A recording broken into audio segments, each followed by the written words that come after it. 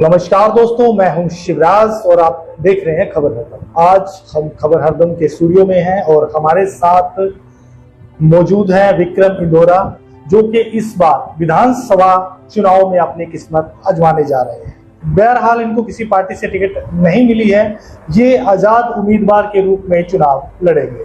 तो स्वागत है आपका हमारे चैनल पर। जी, तो सबसे पहला सवाल जो है जी कि आपके जहन में ये ख्याल कैसे आया, कैसे आपका विचार बना के इस बार जो है चुनाव लड़ा जाए? जी, सबसे पहले तो शिवराज जी मैं आपका धन्यवाद करता हूं और इसके अलावा मैं इलाहाबाद हल्के के तमाम मतदाताओं का धन्यवाद करता हूं, जिन्होंने अगर उपचुनाव 2021 की बात करें तो वहां पर भी मुझे अपार स्नेह और ताकत दी थी। उसके बलबूते पर अच्छे वोट मेरे को मिले थे और एक बार फिर से मैं इलाहाबाद हल्के के तमाम मतदाताओं से निवेदन करना चाहूंगा कि एक बार फिर से आपका बेटा, आपका साथी, निरंतर आपकी सेवा में रहने वाला एक मजदूर का बेटा एक बार फिर से इलाहाबाद विधानसभा चुनाव में आ चुका है। तो राजनीति में आने का जो आपने सवाल किया है, क्योंकि बाबा साहब अंबेडकर कहते थे पॉलिटिकल की इज ए मास्टर की which can open the all door. सत्ता वह चाबी है जिसे हर ताला खोला जा सकता है, इसके अलावा हमारे पास कोई ऑप्शन नहीं है। तो मैं युवाओं को खास तौर पर कहना चाहता हूं कि डॉक्टर अंबेडकर की उस पंक्ति को देखें जिन्होंने कहा था कि योग्य व्यक्ति अगर राजनीति में आएंगे तो निश्चित तौर पर देश का, प्रदेश का और क्षेत्र का भला होगा। तो मैं पढ़ा लिखा हूं, चौधरी देवलाल यूनिवर्सिटी से मैंने मास कम्युनिकेशन किया, वहां पर स्टूडेंट लीडरशिप की, वहां पर जो स्टूडेंट के जो मुद्दे थे, जनहित के मुद्दे थे स्टूडेंट के, वो हमने वहां से संघर्ष करके तमाम जो है उनके लिए मुहैया करवाए। और अब अगर इलाहाबाद हल्के की बात करें तो मैं कई गांवों में होकर आया हूं, जहां आज किसान की बात करें तो किसान बदहाल है, क्योंकि कई गांवों के अंदर गुलाबी सुंडी का प्रकोप है, नकली बीज मुहैया करवाया जा रहा है। तो ऐसे कई मुद्दे हैं जिन मुद्दों को लेकर के मैं जनता के बीच में जा रहा हूं। और इंदौरा जी, एक सवाल और बनता है यहाँ पे। आज जो है चुनाव के अंदर, जैसे आपने कहा कि मैं स्टूडेंटों का भी लीडर रहा हूँ, वहाँ भी मैंने चौधरी देवलाल यूनिवर्सिटी से आपने कम्युनिकेशन मास मीडिया की है। जी जी, तो आज का जो चुनाव है यहाँ पे बड़े बड़े चेहरे हैं। पहला चेहरा अगर मैं नाम लेता हूँ तो अभय सिंह चौटाला जी, जो कि उस वक्त जब बीजेपी की लहर थी, बीजेपी की आंधी थी जी, उस आंधी के अंदर वो जीते जी। उसके बाद में अगर बात करते हैं तो एक तरफ इन बेनीवाल भी हैं, उनका नाम भी इनमें लिया जा रहा है बीजेपी की तरफ से जी। गोविंद कांडा भी हैं जी, अगर अभी इनको टिकट खैर नहीं मिली है जी, लेकिन ये उम्मीदवार हो सकते हैं। नॉमिनेशन में ये लोग नॉमिनेशन भर सकते हैं, पार्टी इनको अपना जो है उम्मीदवार बना सकती है जी। तो इनके बीच में एक तरफ जहां पवन बेनीवाल जी हैं, भगत सिंह बेनीवाल जी हैं, संतोष बेनीवाल जी हैं, बड़े चेहरे हैं, बड़े नाम हैं जी, अभय सिंह चौटाला हैं जी, ठीक है। तो उनके बीच में आप आकर के चुनाव लड़ने का जो ये साहस दिखा रहे हैं, कैसा लगता है आपको? क्या लड़ पाएंगे इनके साथ? शिवराज जी, बहुत अच्छा प्रश्न किया आपने, और आपने जो ये सवाल किया है कि बड़े बड़े चेहरे हैं, स्पष्ट अर्थों में कहूं तो एक तरफ धनाढ्य पूंजीपति लोग हैं और दूसरी तरफ एक मजदूर का बेटा है। आपने उपचुनाव देखा, एक तरफ मैं देख रहा था 100 गाड़ियों का काफिला चल रहा था, हालांकि गाड़ियों में लोग तो नहीं बैठे थे लेकिन वो काफिला चल रहा था, और दूसरी ओर एक मजदूर के बेटे के पास कुछ नहीं था। लेकिन उपचुनाव में मैंने ये दिखा दिया कि मजदूर का बेटा, किसी के पास धन दौलत है या पैसा है, गाड़ी घोड़े है, उससे कुछ नहीं होता। लोकतंत्र के अंदर सबसे बड़ी ताकत वोट की ताकत होती है, और ये मैं लोगों के बीच में कह रहा हूँ, जो जिसके पास ज्यादा वोट होंगे वो जीतेगा। ये धन दौलत देख करके, पैसा देख करके, गाड़ी घोड़े देख करके, इनमें कुछ नहीं रखा। अगर आपके कोई मुद्दे उठा सकता है तो वो आपके बीच में रहने वाला उठा सकता है। और पिछले कई सालों से मैं लोगों से जुड़ा हुआ हूँ। जब कोई किसान की बात आती है, मजदूर की बात आती है, व्यापारी आढ़ती की बात आती है, विद्यार्थी की बात आती है, तो वो कभी भी आधी रात को भी विक्रम इंदौरा को फोन करते हैं तो मैं तुरंत वहां पर हाजिर हो जाता हूं और उनकी आवाज को बुलंद करता हूं, शासन प्रशासन सरकार तक ले जा करके उनके जो भी मुद्दे हैं उनको हल करवाता हूं।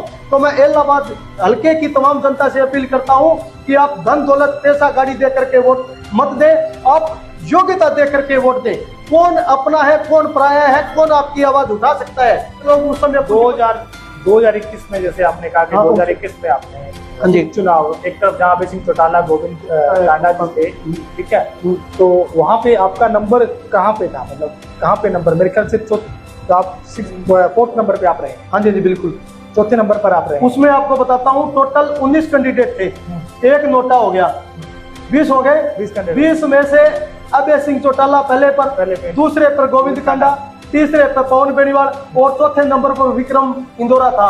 और उसमें कई ऐसे और जो बड़े बड़े चेहरे थे जो लंबे समय से लोगों की जान पहचान में थे। मैं तो उस समय किसी से जान पहचान नहीं था, लेकिन ऐसे मेरे मुद्दे थे जिन मुद्दों को लेकर के मैं चुनाव लड़ा, वो मेरे मैनिफेस्टो थे। कुछ एक ऐसे मुद्दे थे जिनको उपचुनाव में मैंने जोर शोर से उठाया और वो सरकार ने जो है मंजूर भी किए। आज वो जो तमाम स्कीमें हैं वो चल रही है। इसके अलावा और जो इस बार जो चुनाव लड़ रहा हूँ, तो इस बार लोगों की बहुत सारी ऐसी समस्याएं हैं जिनको मैं जो है सरकार तक ले जाना चाहता हूँ। वो मुद्दे हैं वो लोगों के बीच में ले जाना चाहता हूँ, क्योंकि यहाँ की जनता बड़ी परेशान है। हाँ जी, नहीं, यहाँ की जनता परेशान है। हाँ जी, यहाँ अगर इलाहाबाद की बात करते हैं तो जो बारिश के पानी की निकासी है जी जी, वो एक चुनौती बनी हुई है इस शहर के लिए। जी जी, अभी थोड़े दिन पहले बारिश आई थी तो ये हुड्डा कॉलोनी आप देख रहे हैं पूरी जलमग्न हो गई, जलमग्न हो गई। अनाज मंडी जो है वो पूरी जलमग्न हो गई थी। मेन बाजार की अगर बात करते हैं जहाँ पे करोड़ों रुपए लग करके पाइपलाइन डाली गई है, लेकिन उसके बावजूद भी टाइम लग रहा है। पहले ज्यादा टाइम लग रहा था, अब कुछ कम टाइम लग रहा है। तो अगर आपको इलाहाबाद की जनता श्रेय देती है जी, तो क्या करेंगे आप उनके लिए? जी शिवराज जी, मेरी प्राथमिकता ये रहेगी सबसे पहले, क्योंकि मैं काफी सालों से देख रहा हूँ यहाँ पर पानी की निकासी का उचित प्रबंध नहीं है, तो मेरी पहली कलम से यहाँ पर पानी की निकासी का प्रबंध होगा। इसके साथ साथ अगर मैं युवाओं की बात करें जो आर्मी की तैयारी करते हैं, पुलिस की तैयारी करते हैं, और मैं चाहता हूं और मेरी काफी सालों से ये सोच रही है क्यों ना युवाओं के हित में यहाँ पर एक स्पेशल मैं युवाओं के लिए फ्री निःशुल्क एकेडमी का प्रबंध करूं, ताकि जो जीडी की तैयारी करने वाले हैं, चाहे पुलिस की है, आर्मी की है, उन बच्चों को दूर दराज शहर में न जाना पड़े। इसके अलावा मैं चाहता हूं कि जैसे किसान की बात आती है, किसान को बढ़िया जो है बीज अच्छी क्वालिटी का मुहैया करवाया जा सके, ताकि जब किसान समृद्ध होगा तो देश खुशहाल होगा। क्योंकि हमारे जो महापुरुष थे चौधरी छोटूराम, वो कहते थे कि देश की तरक्की का रास्ता है वो खेत खलियान से होकर के गुजरता है। जब तक इस देश का किसान मजदूर खुशहाल नहीं होगा तब तक देश खुशहाल नहीं होगा। मजदूरों के लिए मैं कहना चाहता हूँ, जो हमारे मजदूर भाई है, जो पंजीकृत मजदूर है, जिनकी काम के दौरान कोई अनहोनी घटना हो जाती है, उनकी डेथ हो जाती है, तो मैं ये दावे के साथ कहता हूं कि अगर इलाहाबाद से मुझे प्रतिनिधि बना करके आप भेजते हो तो पंजीकृत मजदूर है, अनहोनी घटना होने पर, मृत्यु होने पर कम से कम 20 लाख रुपए उसके लालन पोषण के लिए उनके परिवार को मुहैया होनी चाहिए। ये मैं सोच लेके चला हूं। इसके साथ साथ मैं चाहता हूं कि जो किसान परिवार है, किसानी को विकसित करने और उन्हें तर्कसंगत बनाने के लिए हर वर्ष किसान परिवार सम्मेलन आयोजित होने चाहिए, वहां पर बड़े बड़े अधिकारी बैठने चाहिए। इसके साथ साथ अपने शिवराज जी, मैं आपको बताना चाहूंगा कि हर गांव के अंदर बीमारियों ने हमारे को जकड़ लिया है, अनेक प्रकार की यहाँ पर हर गांव के अंदर बीमारियां है। मैं चाहता हूं हर महीने एक बढ़िया एमबीबीएस डॉक्टर हर गांव में जाकर के निःशुल्क कैंप लगाए और विभिन्न प्रकार की जो बीमारियां हैं उनका निःशुल्क कैंप लगा करके उनका इलाज करे और उनकी देखभाल करे, निःशुल्क उनको दवाइयां मुहैया करवाए। इसके अलावा और बहुत सारे मुद्दे हैं, चाहे आप सफाई कर्मी की बात कीजिए, सफाई कर्मचारी, कच्चे कर्मचारी है, गाँव की जो सेवा और सुरक्षा में सबसे बड़ा योगदान सफाई कर्मचारी का रहता है। कच्चे कर्मचारी हैं, मैं उनको पक्का करने की मांग उठाऊंगा। अगर आप मेरे को यहाँ से प्रतिनिधि बनाकर भेजते हो, चाहे वो सफाई कर्मचारी है, चौकीदार है, कर्मचारी है, व्यापारी है, आड़ती है, किसान मजदूर है, हर वर्ग की मैं जो आवाज है उसको बुलंद करूंगा। इसके साथ साथ मैं शिवराज जी बताना चाहूंगा, हमारे जो वन मित्र है हरियाणा प्रदेश के अंदर 15,000 वन मित्र है। पूर्व में मुख्यमंत्री रहे मनोहर लाल खट्टर ने कहा था कि हमारी सरकार इन वन मित्र को अख्तियार में लेगी, लेकिन बड़ी दुर्भाग्य की बात है कि आज उन वन मित्र को दर दर की ठोकरें खानी पड़ रही है। आज वन मित्र को किसी तरह की कोई सुविधाएं सरकार के द्वारा मुहैया नहीं करवाई जा रही। आपने देखा कर्मचारी जो धरने पर बैठे हैं किस तरीके से हर वर्ग आज परेशान है कि इस वर्ग को खुशहाल और समृद्ध बनाने के लिए, हर वर्ग की आवाज बुलंद करने के लिए अगर आपकी आवाज बुलंद की है तो इलाहाबाद हल्के के तमाम मतदाताओं से ये मेरी प्रार्थना है, गुजारिश है, सच्चे को चुने, सही को चुने, जो आपके बीच में रहता है। आपकी आवाज को कभी दबने नहीं दूंगा। तो विक्रम इंदौरा जी, एक लास्ट सवाल आपसे। जी क्या अपील करना चाहेंगे जनता से, आप जो आपको इस वीडियो के माध्यम से देख रहे हैं? जी ठीक है, तो क्या अपील करना चाहेंगे?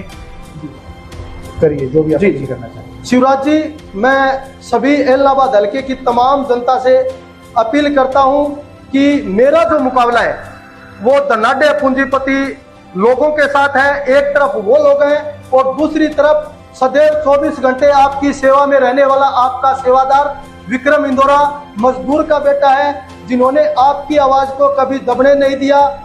मजबूती के साथ बुलंद आवाज आपकी बनता रहूं, ये मेरी अपील है कि जितने भी मैंने ये जो मेरी मांगे रखी है, चाहे वो कर्मचारी वर्ग की है, चाहे वो विद्यार्थी वर्ग की है, चाहे वो किसानों की है, मजदूरों की है, तमाम ये मेरे मुद्दे हैं। इन मुद्दों को बड़ी बेबाकी के साथ मैं जो है इसको अमली जामा पहनाऊंगा। आपको सिर्फ यही कहना है इलाहाबाद हल्के की जनता को कि आप मजदूर की ताकत बन के मेरे साथ कंधे से कंधा मिला करके मजबूती के साथ आप खड़े हो। और ये जितने भी बार बार जो सत्ता में रहे लोग हैं, ये पूंजीपति और धनाढ्य लोग हैं, कहते हैं ये गढ़ है, इस गढ़ को आप तोड़ने का काम करेंगे। यही मैं आपसे प्रार्थना करता हूं, आप एक मजदूर के बेटे को अपना साथ और आशीर्वाद सहयोग दें। धन्यवाद। तो दोस्तों, हमारे साथ आज स्टूडियो में मौजूद थे विक्रम इंदौरा जी, जो कि इलाहाबाद विधानसभा से आजाद उम्मीदवार के रूप में चुनाव लड़ रहे हैं। वीडियो अगर आपको पसंद आई हो तो लाइक करें, शेयर करें। चैनल पर अगर आप लोग नए हैं तो चैनल को सब्सक्राइब करें। धन्यवाद।